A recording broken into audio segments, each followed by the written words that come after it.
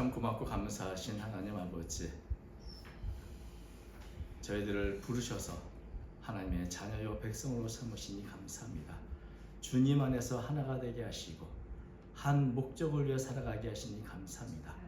하나님 아버지, 우리가 영원한 하나님의 나라를 소망하며 이 땅에서 주어진 사명 잘 감당하기 원합니다. 새로운 힘과 능력과 은혜를 더해 주시옵소서. 오늘도 하나 되기를 소원하며 찬양하는 우리 찬양자들을 격해 주시옵고 늘 때마다 간섭하시며 하나님께서 아름답게 사용하여 주시옵소서. 거룩하신 하나님 아버지, 오늘도 저희가 주의 말씀 앞에 섰습니다. 말씀을 통하여 주의 뜻을 깨닫게 하여 주시오며 주의 말씀 순종하는 제 모두가 되도록 인도해 주옵시고 힘이 부족한 종을 세우셨사오니 주님께서 긍휼히 여기사 사용하여 주옵소서. 함께하여 주실 줄 믿사오며 예수님 이름으로 기도드리옵나이다. 아멘. 우리가 신앙생활이 뭔가 예수님의 마음을 품고 사는 것이다. 왜냐하면 사도 바울은 빌립보서 2장 5절에 이렇게 말씀했죠. 너희 안에 이 마음을 품으라. 곧 그리스도 예수의 마음이니. 그래서 예수의 마음이 무언가, 사실 이것을 우리는 늘 생각해야 할 줄 압니다. 빌립보서 2장에 보면 사도 바울이 하나님 앞에서 예수님의 마음은 자신을 비웠고 종의 형체를 입고 철저하게 낮은 겸손의 모습, 겸손의 마음이다. 또 하나님의 말씀에 죽기까지 순종한 순종의 마음이라, 이런 것을 강조한 것을 보게 됩니다. 하나님 앞에서 이런 겸손 그리고 순종의 마음을 우리가 갖고 있어야 되겠죠. 그렇다면 이 세상에서는 또 다른 사람을 향해서 어떤 마음을 우리가 가져야 될 것인가? 이 복음서에 보면 예수님의 마음을 아주 가장 잘 표현한, 그래서 가장 많이 나오는 단어가 하나 있습니다. 복음서에만 12번이 나오는데 바로 이 불쌍히 여기사라는 단어죠. 오늘 본문 이 13절에도 사용됐습니다. 과부를 보시고 불쌍히 여기사. 우리가 보통 비참하고 가엾은 모습이나 고통받는 사람들의 모습을 보면 우리 마음에 참 측은한 마음, 안타까운 마음, 그래서 심하면 참 가슴이 아프다, 이런 모습을 보니 참 안타까워서 가슴이 아프다는 표현을 많이 씁니다. 그 사람의 슬픔이나 아픔을 공감한다는 것이죠. 그래서 내 마음 깊은 곳에 참 나도 동일한 아픔을 느끼는 그것이 바로 이 우리 보통 사람 표현입니다. 그런데 가슴이 아프다는 표현보다 더 깊고 더 깊이 아플 때, 더 깊이 공감할 때 사용되는 단어가 있는데 그것은 애가 끓는다. 애라는 단어는 창자의 옛말입니다. 그래서 애 끓는 슬픔, 정말 자녀를 잃어버리고 살아가는 부모의 애 끓는 슬픔, 이럴 때 표현을 많이 하죠. 창자가 끊어질 듯한 그런 아주 깊은 슬픔을 느끼는 것을 말하는데, 오늘 예수님께서 불쌍히 여기신다, 이 불쌍히 여기시라는 단어가 바로 이런 단어입니다. 너무 슬퍼서 창자가 끊어질 것 같다. 그냥 가슴 아픈 정도가 아니라 애 끊는 단장의 아픔을 느낄 때, 그 단어가 바로 이 불쌍히 여긴다는 단어입니다. 저나 여러분이나 헬러를 말해도 의미가 없기 때문에 이 예수님께서 불쌍히 여기시는 단어가 이 12번 나온 게 모두 이렇게 애 끊는 단장의 아픔을 표현한 단어라는 것이죠. 예수님께서 단순히 공감해서 가슴이 아픈 정도가 아니라 어떻게 가만히 있을 수 없을 만큼 정말 애 끊는, 창자가 끊어지도록 아주 깊이 마음에 슬퍼하고 안타까워하신단 말이죠. 그래서 이런 불쌍히 여기사라는 단어 뒤에는 이게 감정으로 끝나지 않고 항상 행동으로 예수님이 그것을 나타내셨습니다. 애 끊는 불쌍한 여기 있는 마음이 있기 때문에 가만히 있을 수 없어서 예수님께서는 이곳저곳 다니면서 수많은 병자를 고치시기도 하셨고 수많은 기적도 행하신 것이죠. 그래서 그 중에 몇 가지만 잠깐 살펴보면 이렇습니다. 마태복음 14장 14절, 예수께서 나와서 큰 일을 보시고 불쌍히 여기사 그 중에 있는 병자를 고쳐주시니라. 마가복음 6장 34절, 예수께서 나와서 큰 일을 보시고 그 목자 없는 양 같은 인하여 불쌍히 여기사 이에 여러 가지로 가르치시더라. 마태복음 15장 32절, 예수께서 제자를 불러 이르시되 내가 무리를 불쌍히 여기노라. 그들이 나와 함께 있은지 이미 사흘에 먹을 것이 없도다. 길에서 기진할까요? 굶겨보내지 못하겠느라. 불쌍히 여기는 마음을 가지니까 이게 바로 예수님 모든 사역의 동기가 되고 원동력이 됐습니다. 불쌍히 여기서 수많은 병자를 가만 놔두지 않고 고쳐주셨고, 나병 환자도 고치고 맹인도 고쳐주시고, 또 목자 없이 불쌍한 이 군중들을 향해서 늘 하나의 말씀으로 가르쳐 주셨고, 불쌍히 여기셔서 굶주린 군중들을 향해서 오병이어의 기적을 통해서 그들을 먹이시는 것을 우리는 보게 됩니다. 그리고 오늘 본문에서는 예수님께서 과부를 불쌍히 여기사 어떻게 행동하셨습니까? 그 과부의 아들을 살려주시는 기적을 일으키셨습니다. 성경에 우리가 잘 아시는 것처럼 예수님께서 죽은 사람을 살리는 기적을 베푼 경우가 3번 나오죠. 첫 번째는 야이로의 딸, 또 나사로, 그리고 세 번째 오늘 나인성 과부의 아들입니다. 그런데 야이로의 딸은 아버지인 야이로가 예수님께 치유해달라고 아주 간절하게 요청해서 그 집에 가서, 근데 이미 아이가 죽었습니다. 그때 예수님께서 그를 살려주는 모습으로 나오고, 나사로는 예수님과 본래부터 깊은 관련이 있는 예수님께서 사랑했던 사람이 있습니다. 그러니 나사로를 살리신 것도 우리는 이해할 수 있는데, 오늘 본문에 나오는 나인성 과부는 예수님과 어떤 관련이 전혀 없는 그런 어찌 보면 우연히 만난 사람입니다. 뜻밖의 장소에서 처음 만난 이 과부에 대해서 또 예수님을 향해서 과부라든지 그 누구도 좀 도와달라고 요청한 것도 아닙니다. 그럼에도 불구하고 예수님은 그 과부를 보사 불쌍히 여기는 마음 때문에 이름도 모를 이 과부의 아들을 살리는 큰 기적을 베풀어 주신 것이죠. 여러분, 나인성이라는 이 마을 자체가 성경에는 여기밖에 나오지 않은 아주 작은 마을입니다. 나사렛에서는 8km, 가버나움에서 40km 정도 떨어져 있는 마을인데, 잘 알려지지 않은 작은 마을인데, 왜 예수님께서 이 나인성으로 들어가셨는지는 잘 모르겠습니다만은, 나인성으로 들어갈 때 장례를 위해서 성 밖으로 나가는 그런 일행들을 만나게 된 것이죠. 이렇게 나인성 성문에서 서로 교차하며 지나가게 된 것입니다. 12절 말씀 드렸죠. 성문에 가까이 이르실 때 사람들이 한 죽은 자를 메고 나오니 이는 한 어머니의 독자요 그의 어머니는 과부라. 그 성에 많은 사람들도 그와 함께 나오거늘. 장례 행렬이 나오는데 한 과부의 외아들의 장례였습니다. 남편을 잃은 이 여인은 또다시 하나밖에 없는 아들을 먼저 보내는 가운데 있는 것이죠. 홀로 키운 이 젊은이가, 그 젊은 아들이 먼저 떠나가야 하는, 떠나보내야 하는 이 어머니의 마음은 그 누구도 해낼 수 없는 정말 깊은 슬픔의 장면입니다. 예수님은 바로 이런 어머니의 비극과 슬픔을 보시고 불쌍히 여기셨다. 그리고 위로해 주셨습니다. 13절, 주께서 과부를 보시고 불쌍히 여기사 울지 말라 하시고, 과부를 보시며 애간장이 끊어질 듯한 아주 깊은 슬픔을 가지시고 말씀하신 게 바로 이제 울지 말라. 이 오늘 본문에 보면 예수님이 말씀하신 게 두 마디입니다. 하나는 과부를 향해서 말씀, 울지 말라는 말. 그리고 두 번째는 이 과부의 아들, 죽은 시신 향해서 청년아 일어나라 하는 말이 두 마디를 하셨죠. 근데 울지 말라. 사실 지금 이 과부의 형편에서는 누가 봐도 울 수밖에 없는 그런 형편이죠. 도무지 해결되지 않는 문제를 안고 있습니다. 홀로 키운 아들을 보내면서 깊은 슬픔과 절망감으로 흐느끼며 울고 있는 이 어머니. 이런 상황에서 울지 말라 하는 말이 과연 위로가 될까?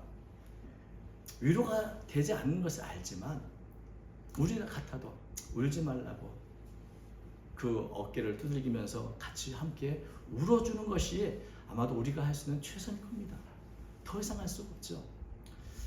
예수님께서도 울지 말라고 위로의 말씀을 하셨습니다. 그러나 예수님이 하신 말씀은 우리가 하는 말과 좀 다르죠. 왜냐하면 예수님의 말씀에는 권능이 있기 때문에 그 말씀은 단지 위로의 말씀일 뿐만 아니라 약속의 말씀이기도 한 것입니다. 예수의 말씀은 결코 헛되이 떨어지는 법이 없습니다. 그 울지 말라고 하신 말씀 뒤에는 예수님께서 하실 일에 대한 약속이 있는 것이고, 그 어머니의 마음을 어루만지는 치유의 능력이 있는 것이고, 그래서 이 어머니는 예수님의 말씀을 들을 때 아마도 큰 위로와 평안의 마음을 경험했을 것입니다. 그러나 이것이 다가 아니시죠. 예수님은 위로의 말씀을 하신 것이 아니라 이 여인이 갖고 있는 그 슬픔의 근원을 해결할 결단을 하시고 이 약속의 말씀을 하신 겁니다. 울지 마라. 왜?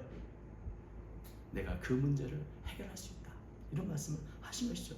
이 과부에게 슬픔의 문제를 내가 떠안고 가겠다. 내가 너의 문제를 나의 문제로 삼아주겠다. 내가 이 문제에 개입하겠다. 말씀하신 겁니다. 울지 마라. 내가 개입할게. 그래서 예수님은 적극적으로 이 과부의 슬픔의 문제에 개입하셨습니다. 그것이 사랑의 결단인 것이죠. 그래서 14절 보니까 가까이 가서 그 관에 손을 대시니 왼 자들이 서는지라. 예수께서 이르시되 청년아 내가 네게 말하노니 일어나라 하시네. 울지 말라고 하시고 어떻게 개입하셨습니까? 장례 형렬에 가까이 가셔서 시신을 담은 상에 손을 대셔서 장례 행렬을 멈추셨습니다. 근데 여러분, 관에 손을 대는 일, 장례 행렬을 멈추는 일은 유대인의 관습이나 규례에 의하면 굉장히 어긋난 일이죠. 특별히 죽은 시신이 있는 관, 이 상에 손을 대는 것은 부정한 일로 여겨졌습니다. 그래서 민수기 19장 11절부터 13절을 보면 시신을 만든 자는 부정하고 그래서 정결하게 된 예식을 하도록 그 절차가 다 있는 법이죠. 그러니까 예수님의 지금 관에 손을 대는 것, 장례를 멈춘 것은 수많은 문제를 야기할 수 있는 일인데 그것을 예수님은 하신 것이죠. 왜? 불쌍히 여기시는 마음 때문에 율법의 균례, 자연의 질서, 이걸 넘어서는 일을 지금 예수님은 하신 겁니다. 근데 한 가지 의문은 그저 예수님은 말씀만 하셔도 되는데 왜 특별히 관에다 손까지 대셨을까요? 여러분, 율법에 따르면 시신이 담은 관을 만지는 것은 부정한 일이 되죠. 그럼 예수님이 그 관을 만지실 때 예수님이 부정하게 되셨을까요? 아니면 예수님이 만진 그 상여가 거룩하게 됐을까요? 정결하게 됐을까요? 예수님은 부정한 것에 영향을 받는 분이 아니고 부정한 것을 거룩하게 정결하게 만드시는 분입니다. 이게 하나님의 나라의 특징이 그런 것이죠. 부정한 것을 거룩하게 만들고 정결하게 만든 겁니다. 부정함과 거룩한 것이 만나면 누가 이길까요? 거룩한 것이 부정하게 되는 것이 아니라 부정한 것이 거룩하게 되는 겁니다. 빛과 어둠이 만나면 누가 이길까요? 어둠이 빛을 삼킬까요? 그렇지 않습니다. 빛이 어둠을 물리치는 것이죠. 죽음과 생명이 만나면 어떨까요? 죽음이 생명을 삼킬까요? 사망한 너에 삼키는 것이 어디 있느냐? 사도가 말한 것처럼 생명이 죽음을 물리치는 겁니다. 그래서 예수님의 관에 손을 대는 그 순간 부정한 것은 정결한 것으로 바뀌었고 어둠은 빛으로, 죽음은 생명으로 바꿔졌습니다. 그래서 예수님은 이제 죽은 시신에게 말하죠. 청년아 일어나라. 이 청년이라는 단어가 25살 이하의 젊은이에게 부르는 그런 호칭입니다. 그러니까 이 젊은이가 굉장히 젊다는 것을 보게 되죠. 그런데 지금 이 시신 앞에서 예수님은 마치 죽은 시신이 예수님의 음성을 들을 수 있는 것처럼, 듣고 순종할 수 있는 것처럼 말하는 거죠. 마치 잠자는 사람이 말하는 것처럼 청년아 일어나라 이렇게 말씀하십니다. 예수님께서 죽은 사람을 살리는 기적을 베풀 때 3번의 경우가 다 그렇습니다. 죽은 야이로의 딸에게는 뭐라 했죠? 소녀야 일어나라 달리다 굼 이렇게 하셨고요. 나사로에게는 뭐라고 했죠? 나사로야 큰 소리로 나와라 이렇게 말씀하셨고, 이 청년에게는 청년아 내가 네게 말하는 일어나라 이렇게 말씀하셨습니다. 성경에 보면 이 예수님 외에도 죽은 사람을 살린 기적들이 기록되어 있는데요. 엘리야는 살았다 과부의 아들을 살릴 때 오랫동안 기도하고 기도해서 살렸고요. 엘리사 역시 반복해서 자신의 몸을 덮으면서 기도해서 자기에게 호의를 베푼 그 집의 아이를 살렸습니다. 베드로는 루다에 있는 도르가의 시신 앞에서 열심으로 기도해서 살려냈는데 예수님은 그럴 필요가 없었죠. 예수님은 생명의 주권자이시기 때문에 그저 말씀 한마디로 마치 죽은 자를 산자처럼 부르시면 되는 것이었습니다. 그래서 예수님은 죽음에 빼앗긴 이 아들을 빼앗아서 다시 어머니에게 돌려주셨습니다. 15절 보니까 그렇죠. 죽었던 자가 일어나 앉고 말도 하거늘 예수께서 그를 어머니에게 주시니 죽음에 빼앗기던 내 아들, 그래서 고통을 당하고 슬픔을 당한 어머니에게 다시 돌려주셨습니다. 사실 예수님께서는 이 나인성 성문을 지나가는 길이었습니다. 지나가는데 우연히 장례 행렬을 만난 것이죠. 그러면 참 안타깝다 생각하고 그냥 지나가셔도 될 것이고, 혹은 참 어쩌면 좋아요, 참 위로의 말씀을 이렇게 건네주고 지나갈 수도 있었을 것입니다. 그런데 예수님은 장례 행렬을 멈추게 했고 관에 손을 댔고 누구의 간청도 없었지만, 또 예수님은 이 여인과 이 아들이 어떻게 살아왔는지, 얼마나 선하게 살고 무엇을 했는지 아무것도 묻지 않으셨고 그저 아이를 잃고 울고 있는 그 눈물을 보시고 불쌍히 여기서 위로해 주시고 과부의 문제를 자신의 문제로 여기셔서 최고의 능력으로 최선의 사랑을 베풀어 주셨습니다. 이게 바로 예수님의 마음인 것이죠. 묻거나 따지지 않고 너 어디 소속이야? 네 고향이 어디야? 어디까지 나왔어? 이런 거 묻지 않으시고 울고 있는 사람 곁에서 같이 울어주시고 위로해 주시고 예수님이 할 수 있는 최고의 능력을 베풀어 주시는 것, 이게 바로 예수님의 마음이고 예수님을 닮아가는 우리가 해야 할 모습인 것입니다. 예수님은 우리의 연약한 것을 친히 담당하시고 병을 짊어지셨습니다. 왜? 불쌍히 여기시는 마음 때문에 그런 것이죠.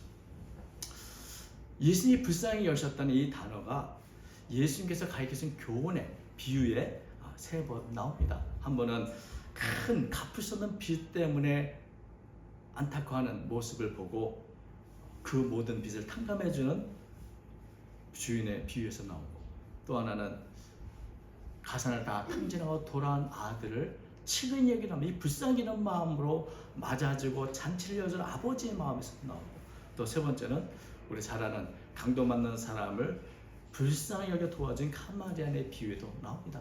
예수님은 예수님이 불쌍히 여겨 많은 일을 하셨을 뿐 아니라 이 불쌍히 여기는 마음이 담은 비유의 교훈을 하셨는데, 가만히 보니까 예수님께서 나인성 과부에게 행하신 일들과 예수님이 누가복음 10장에서 강도 만난 사람에게 선을 베풀었더니 선한 사마리아의 비유와 내용을 보니까 거의 같습니다.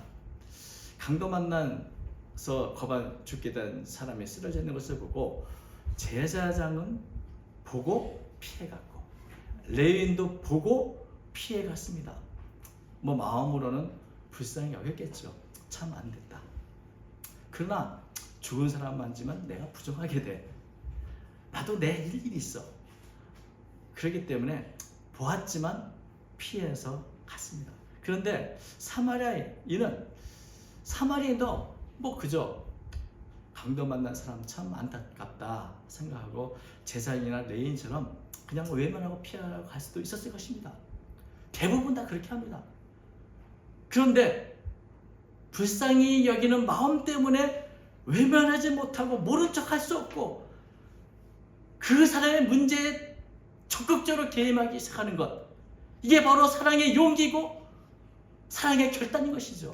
예수님이 나인성 과부에게 했던 것처럼 사마리아인도 불쌍히 여기는 마음 때문에 가까이 다가가기로 결단하고 강도 만난 사람의 그 문제를 자신의 문제로 여기게 되는 겁니다. 그래서 누가복음 10장 3-4절 보면 이렇게 되어 있죠.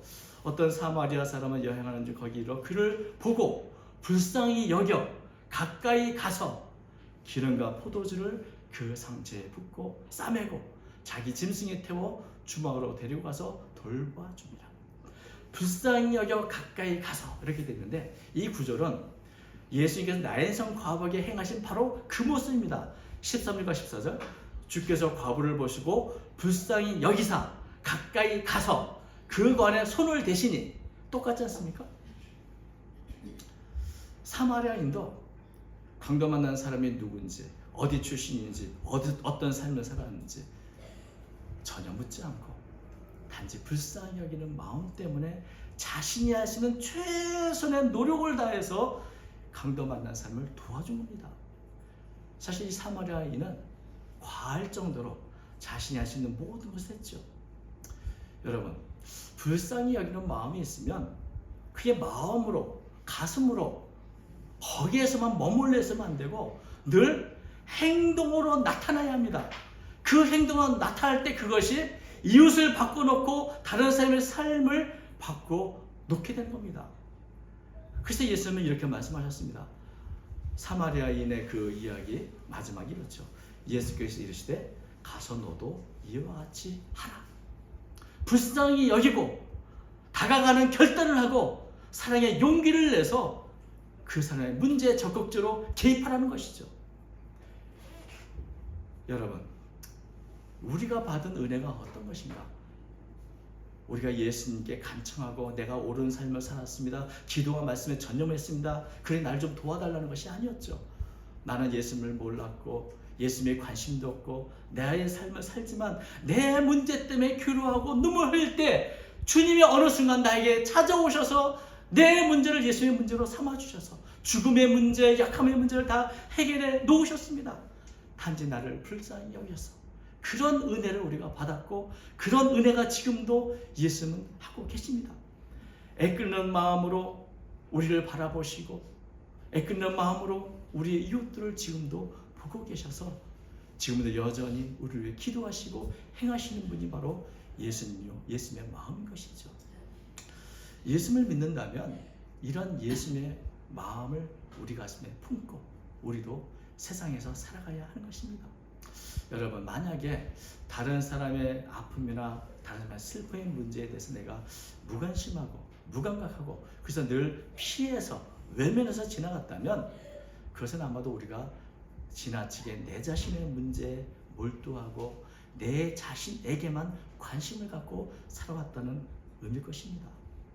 그래서 어느 순간 나는 내 문제만 해결하면 돼, 다른 사람은 어쨌든 나만 잘 사면 돼 라고 하는 마음으로 우리의 마음이 단단해지고 무감각해진 것은 아닌가, 우리는 돌아봐야 할 것입니다.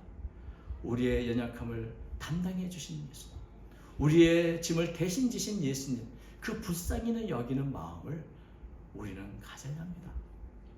우리도 불쌍히 여기는 마음을 품을 뿐만 아니라 그것이 예수님처럼 행동으로 적극적으로 나타나야 하는 것이죠. 불쌍히 여기는 마음으로 다른 사람의 슬픔과 아픔을 나의 문제로 여기고 적극적으로 개입할 때, 그런 사랑의 용기를 내고 사랑의 결단을 낼 때 세상이 변화가 되는 것입니다. 세상이 밝아지는 것입니다. 세상에 살만한 세상으로 바뀌는 것입니다. 우리에게 불쌍한 마음을 갖게 하시고 이것이 적지만 최선의 노력으로 우리 이웃들에게 전해질 때 그것이 빛으로 사는 법이고 소금으로 사는 법인 것이죠. 그래야 우리의 삶이 조금이나마 예수님을 닮은 예수님의 향기를 나타내는 복된 삶이 될 것입니다. 그곳에선 교회가 있어서 성도가 있어서 변화가 되고 울고 있는 이웃의 눈물은 멈추어지게 될 것입니다. 가장 가까운 데서부터, 가장 가까운 사람부터 불쌍히 여기는 마음으로 바라보기 시작하기를 바랍니다. 우리 주변에 있는 이들을 마음에 품고 기도하고 그리고 조금이나마 우리가 할 수 있는 최선의 일을 행할 때 우리는 조금 더 가까이 이제 본을 따르는 삶을 살아가게 되는 줄로 믿습니다. 이런 삶을 살아가는 저와 여러분 되시기를 주의 이름으로 축원드립니다. 기도하겠습니다. 거룩하신 하나님 아버지, 예수님께서 우리를 향해 불쌍히 여기시고 십자가의 그 놀라운 은혜와 사랑을 베풀어 주셨지만 지금은 이제 우리는 이웃의 아픔과 슬픔을 외면하고 내 자신의 문제의 골똘히 살아가는 저희들이 되었으니 주여 긍휼히 여겨 주시고 용서해 주시고 자식은 예수님의 마음을 품고 불쌍히 여기는 마음으로 이웃과 나라와 민족을 품고 기도하는 제가 되도록 인도하여 주옵소서. 우리가 할 수 있는 일을 하기 원합니다. 위로의 말을 전하고 우리가 할 수 있는 자그마한 실천을 우리 이웃에게 향할 수 있도록 인도해 주옵소서. 이웃의 아픔을 나의 아픔으로 삼는 사랑의 용기와 결단을 하도록 우리를 붙들어 주옵소서. 함께해 주시기 원하며 예수님 이름으로 기도드리옵나이다. 아멘.